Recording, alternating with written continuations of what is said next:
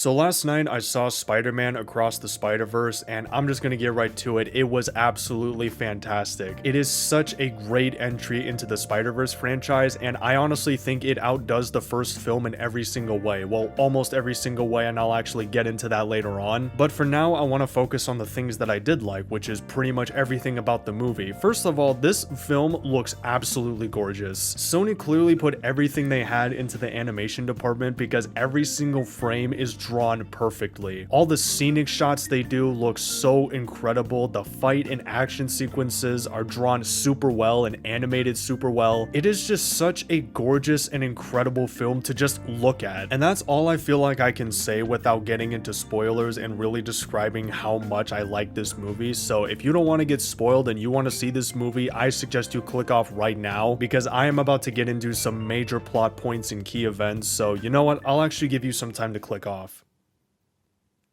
You're still here? Alright, let's do this. The first thing I really liked about the movie is how it shows that all the Spider-Man stories are actually connected with one another and how it ties it all together into this movie. And the way they do this is through an explanation of canon events. These are events that absolutely have to happen in every single Spider-Man storyline. And if these events don't happen, like say someone were to prevent them from happening, then that Spider-Man universe could collapse. And that could also have a ripple effect into other universes, and it could potentially cause the multiverse to collapse. I might be getting that part of the explanation wrong, but that's pretty much the gist of it. And a prime example of these canon events is Spider-Man losing his uncle. And you actually get to see this through not only Miles losing his uncle Aaron in Into the Spider-Verse, but you actually get to see Tobey Maguire and Andrew Garfield losing their uncles in their movies. And this perfectly demonstrates that not only are these movies connected, but it also makes Tobey and Andrew's appearance in the movies not only really cool cameos, but that they actually serve a purpose in the story.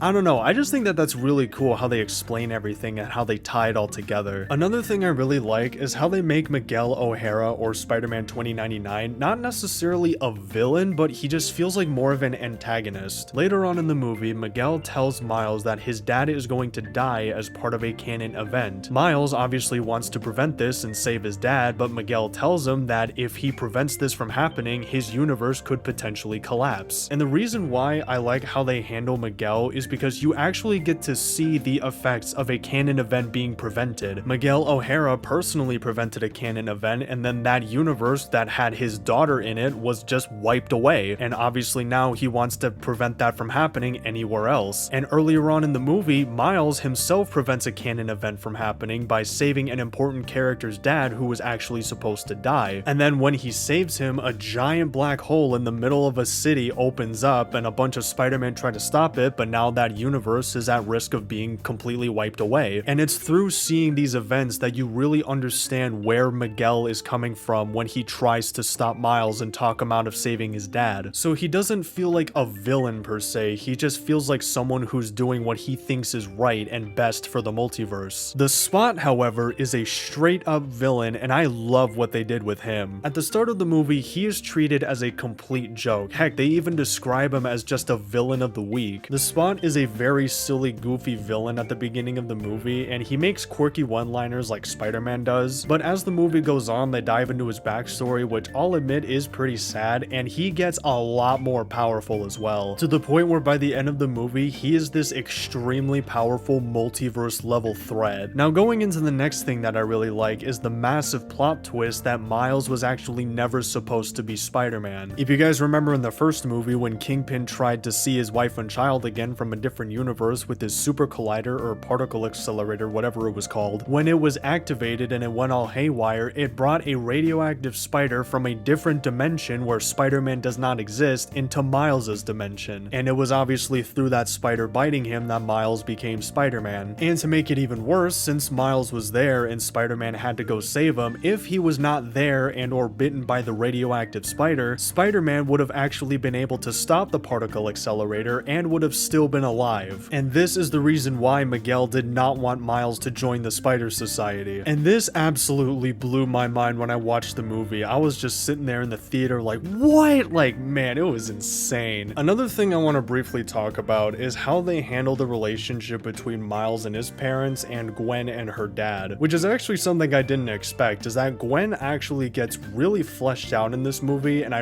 really like how they explore her relationship with her dad, and like how her dad is a police officer and he's trying to catch Spider-Woman. Little does he know she's literally living under his roof. It's just a really interesting dynamic that I think they explored really well. I also really like Miles's dynamic with his parents and how he struggles throughout the whole movie to tell his parents that he's Spider-Man, or whether or not he should even tell them at all. It's just really well explored in my opinion. Now, with all of that being said, here is the one thing that I did not like about the movie, and it's the way it ends. It's going to take me a while to explain it all, so bear with me. As Miles is hiding from Miguel, he fires up a teleportation machine that transports any Spider-Man back to the dimension where the spider that bit them came from. But as I mentioned earlier, the spider that bit Miles did not come from his dimension, but rather another dimension. So, accidentally, Miles sends himself to the wrong dimension, a dimension where Spider-Man does not exist. So he gets transported to this universe and he finds his house, or at least what he thought was his house, and he finds his mom. He tells her he's Spider-Man. His mom questions him and is like, who in the world is Spider-Man? And his uncle comes home, and it turns out in that universe, his uncle is still alive, but his dad is dead. So then his uncle knocks out Miles and then takes him back to his house, where he gets interrogated by the Prowler, who it turns out is not Uncle Aaron, but is another variant of Miles Morales. So Miles is now captured by an evil variant of himself as well as Uncle Aaron, and at the same time, Gwen is in Miles's original dimension and she fires up a portal to go rescue Miles. Except she's teaming up with a bunch of other Spider-Men, including Spider-Punk, Spider-Man India, Spider-Man Noir, Spider-Ham, etc. And then it shows them all swinging towards the portal as the camera closes in on Gwen. It cuts to Miles being interrogated and he's charging up his shock power thing. I don't know what it's called. And then it cuts to Gwen running towards the portal, and then it cuts to a black screen, and then it says to be continued. And the reason why this ending leaves such a bad taste in my mouth is because the movie spends a lot of time like ramping itself up. At first the movie starts off a little tame, you know, it starts off just introducing you to what's going on, the characters and all that, but then once it gets going, it does not stop. It just continues to ramp itself up higher and higher and higher.